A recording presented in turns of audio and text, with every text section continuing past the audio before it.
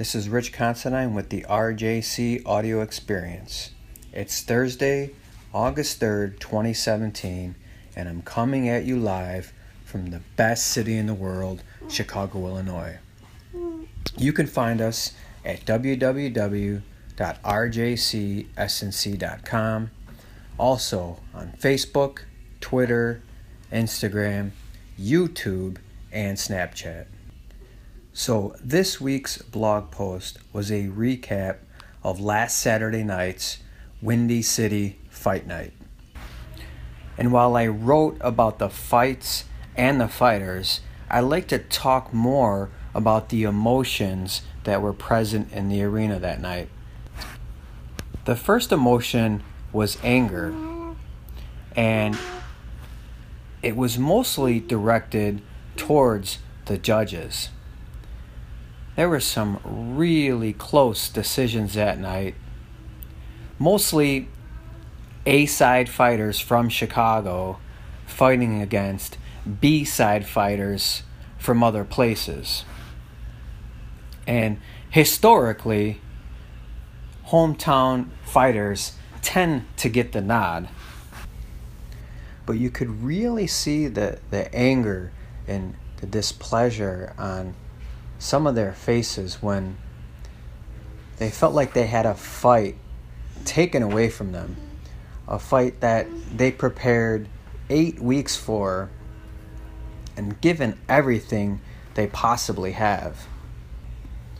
And it's the reason why you hear people say you should never put the fight in the hands of the judges, because you just never know what fight they're watching and what they're looking for. The second emotion that I recognized was fear. And I use caution when I use the word fear because there were some flat out warriors in the ring that night that went through all out wars. And one in particular was Josh Hernandez. And I want to give a shout out to Josh because he truly laid it all out on the line and came through with an excellent performance.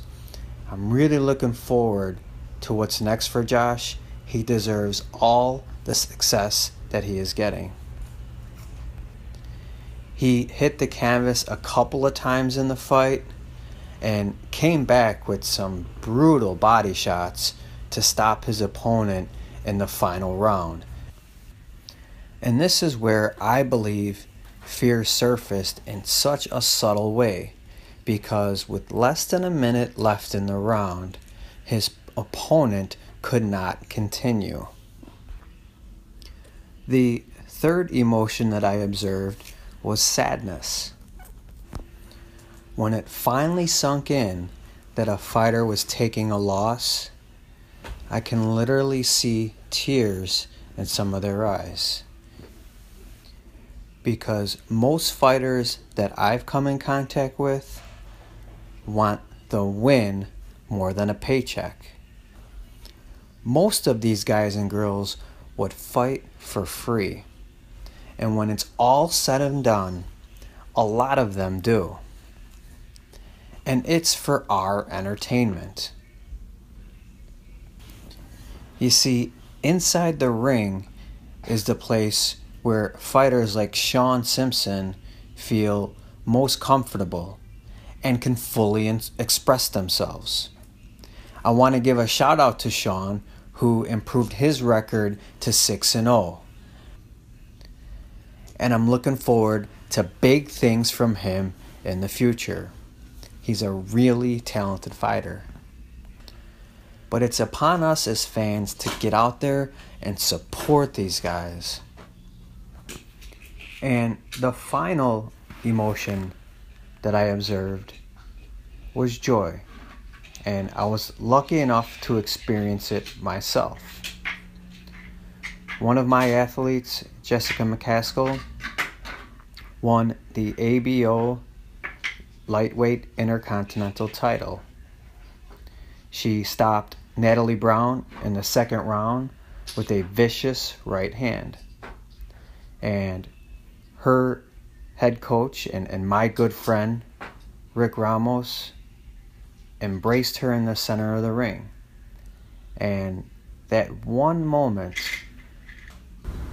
was worth all of the time and energy that we put into preparing for that fight. For Rick to get his first world championship and Jessica to be the one that did it, I couldn't be happier for the two of them. Rick has been in this game for over 10 years. He put his time in. And Jessica has gone through more to get her than you and I combined. You know, there's been a lot of talk of Jessica fighting Irish Olympian Katie Taylor. In my opinion, it's not a matter of if, but when we get that fight. And you better believe Jessica's gonna be ready. So let's get behind her and give her all the support she needs.